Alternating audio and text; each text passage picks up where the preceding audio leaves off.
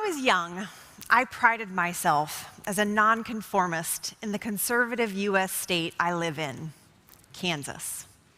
I didn't follow along with the crowd. I wasn't afraid to try weird clothing trends or hairstyles. I was outspoken and extremely social. Even these pictures and postcards of my London semester abroad 16 years ago show that I obviously didn't care if I was perceived as weird or different. But that same year I was in London, 16 years ago, I realized something about myself that actually was somewhat unique. And that changed everything. I became the opposite of who I thought I once was. I stayed in my room instead of socializing.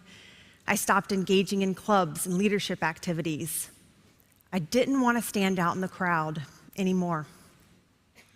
I told myself it was because I was growing up and maturing, not that I was suddenly looking for acceptance. I'd always assumed I was immune to needing acceptance.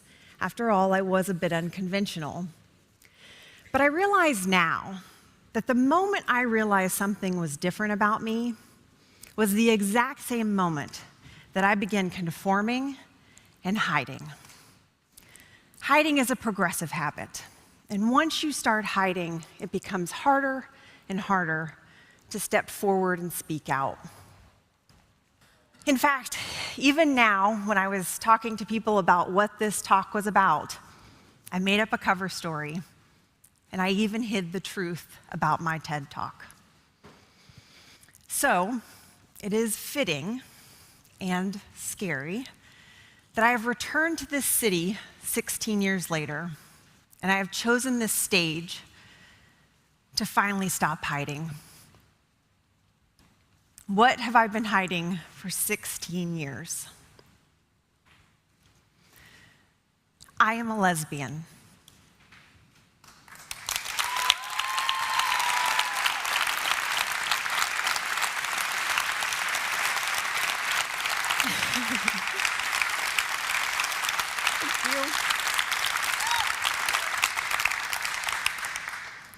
Thank you.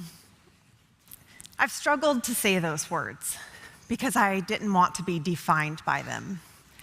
Every time I would think about coming out in the past, I would think to myself, but I just want to be known as Morgana, uniquely Morgana, but not my lesbian friend Morgana or my gay coworker Morgana, just Morgana.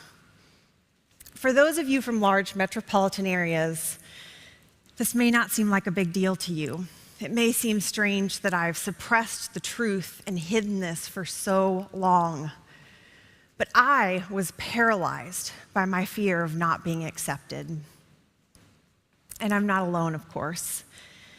A 2013 Deloitte study found that a surprisingly large number of people hide aspects of their identity. Of all the employees they surveyed, 61% reported changing an aspect of their behavior or their appearance in order to fit in at work. Of all the gay, lesbian, and bisexual employees, 83% admitted to changing some aspects of themselves so they would not appear at work too gay. The study found that even in companies with diversity policies and inclusion programs, employees struggle to be themselves at work because they believe conformity is critical to their long-term career advancement.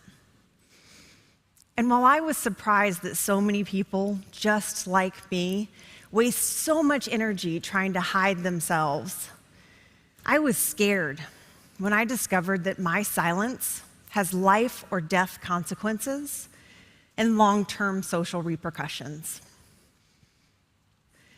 12 years. The length by which life expectancy is shortened for gay, lesbian, and bisexual people in highly anti-gay communities compared to accepting communities. 12 years reduced life expectancy. When I read that in The Advocate magazine this year, I realized I could no longer afford to keep silent. effects of personal stress and social stigmas are a deadly combination.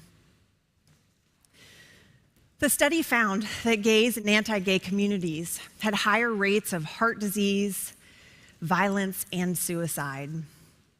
What I once thought was simply a personal matter, I realized had a ripple effect that went into the workplace and out into the community for every story just like mine.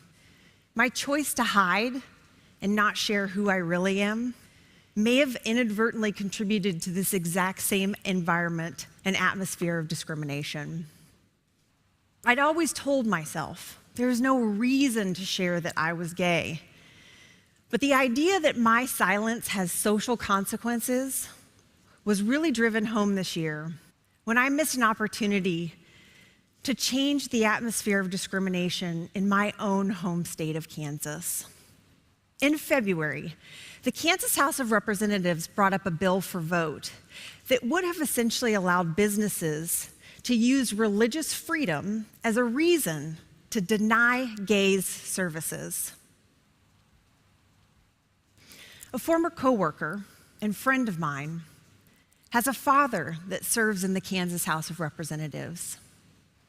He voted in favor of the bill, in favor of a law that would allow businesses to not serve me. How does my friend feel about lesbian, gay, bisexual, transgender, queer, and questioning people? How does her father feel? I don't know, because I was never honest with them about who I am. And that shakes me to the core. What if I had told her my story years ago? Could she have told her father my experience? Could I have ultimately helped change his vote? I will never know. And that made me realize I had done nothing to try and make a difference. How ironic that I work in human resources, a profession that works to welcome, connect, and encourage the development of employees, a profession that advocates that the diversity of society should be reflected in the workplace. And yet I have done nothing to advocate for diversity. When I came to this company 1 year ago, I thought to myself, this company has anti-discrimination policies that protect gay, lesbian, bisexual, and transgender people. Their commitment to diversity is evident through their global inclusion programs. When I walk through the doors of this company, I will finally come out. But I didn't. Instead of taking advantage of the opportunity, I did nothing.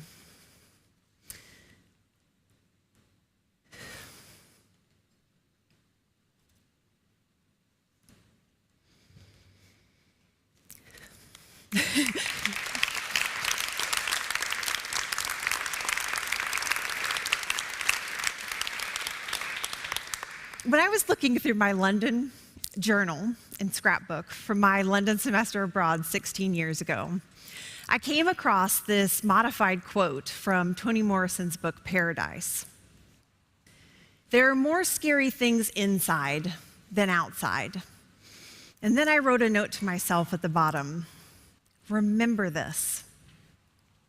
I'm sure I was trying to encourage myself to get out and explore London, but the message I missed was the need to start exploring and embracing myself. What I didn't realize until all these years later is that the biggest obstacles I will ever have to overcome are my own fears and insecurities. I believe that by facing my fears inside, I will be able to change reality outside.